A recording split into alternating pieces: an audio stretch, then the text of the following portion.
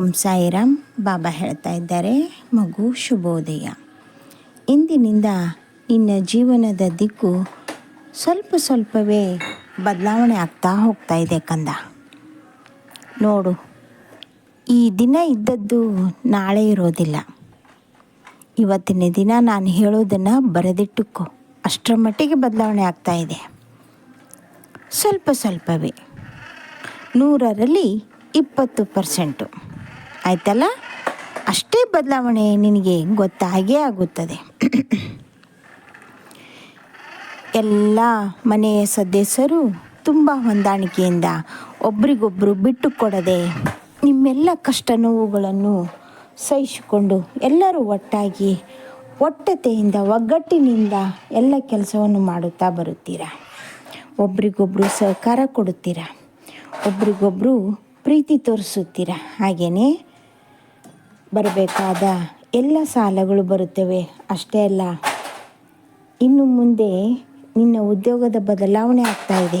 ಬದಲಾವಣೆ ಕೂಡ ಅಷ್ಟೇ ಅಮೋಘ ರೀತಿಯಿಂದ ಪ್ರಾರಂಭವಾಗುತ್ತದೆ. ಚಿಂತೆ ಮಾಡಬೇಡ. ನೀನು ಕೈ ಇಟ್ಟಂಥ ಕೆಲಸ ಯಶಸ್ವಿ ಖಂಡಿತವಾಗಲೂ ಇದೆ. ಹಾಗೆಯೇ ನಿನ್ನನ್ನು ಬಿಟ್ಟು ದೂರ ಹೋದವರು ನೇರವಾಗಿ ನನ್ನ ಕ್ಷಮಿಸು ಅಂತ ಹೇಳೋ ಬದಲು ಅವರ ಕಾರ್ಯ ರೂಪದಲ್ಲಿ ನಿನ್ನನ್ನು ಕ್ಷಮೆ ಕೇಳುತ್ತಾರೆ. ಕ್ಷಮಿಸಿಬಿಡು ಕಂದ, ಆ ಮನೋಭಾವನೆ ನಿನ್ನಲ್ಲಿದೆ.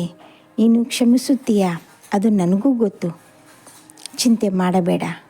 ಅತ್ಯಂತ ಶೀಘ್ರದಲ್ಲೇ ದೂರ ಹೋದವರು, ಮಾತು ಬಿಟ್ಟವರು ಎಲ್ಲರೂ ಒಂದಾಗ್ತೀರ. ಈ ಕುಟುಂಬ ತುಂಬ ಒಳ್ಳೆಯ ರೀತಿಯಿಂದ ಇದೆ. ಚಿಂತೆ ಮಾಡಬೇಡ. ನಿನ್ನೆ ನೀನು ಹಾಕಿದಂಥ ಕಣ್ಣೀರಿಗೆ ಯಾರೋ ಒಬ್ಬರು ಅವರ ಮನಸ್ಸಿನಲ್ಲೇ ನಿನ್ನನ್ನು ಹಾರೈಸಿದ್ದಾರೆ. ನಿನಗೆ ಆಶೀರ್ವಾದವೂ ಇದೆ. ಚಿಂತೆ ಮಾಡಬೇಡ. ಆದರೆ ನಿನ್ನೆಯಿಂದ ಸ್ವಲ್ಪ ಯಾಕೋ ನೋವು ಅಂತ ಹೇಳ್ತಾ ಇದ್ದೀಯ. ಬೇಗ ಅದಕ್ಕೆ ವೈದ್ಯರ ಸಲಹೆ ಪಡೆದುಕೋ. ಎಲ್ಲ ಒಳ್ಳೆಯದಾಗ್ತಾ ಇದೆ. ಶುಭ ಕಾಲ ಬಂದಾಗ ಎಲ್ಲವೂ ಶುಭವೇ. ಬ್ಯಾಂಕಿನ ಲೋನ್ ಆಗ್ತಾ ಇಲ್ಲ ಅಂತ ಯೋಚನೆ ಮಾಡ್ತಾ ಇದ್ದೀಯಲ್ವಾ?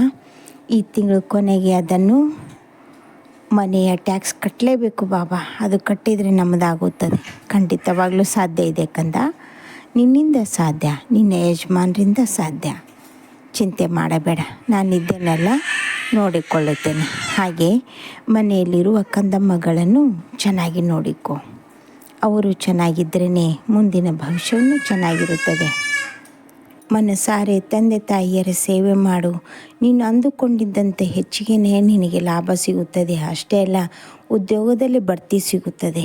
ಹಾಗೆಯೇ ಕಂದ, ಈ ಮಹಾಲಯ ಅಮಾವಾಸ್ಯೆಯಲ್ಲಿ ನೀನು ಯಾರನ್ನು ನೆನೆದು ದರ್ಪಣ ಕೊಡುತ್ತೀಯೋ ಅವರೆಲ್ಲರ ಸಮ್ಮುಖದಲ್ಲೇ ನಿನ್ನೆಲ್ಲ ಕಷ್ಟಗಳು ಬಗೆಹರಿತಾ ಬಂದಿವೆ.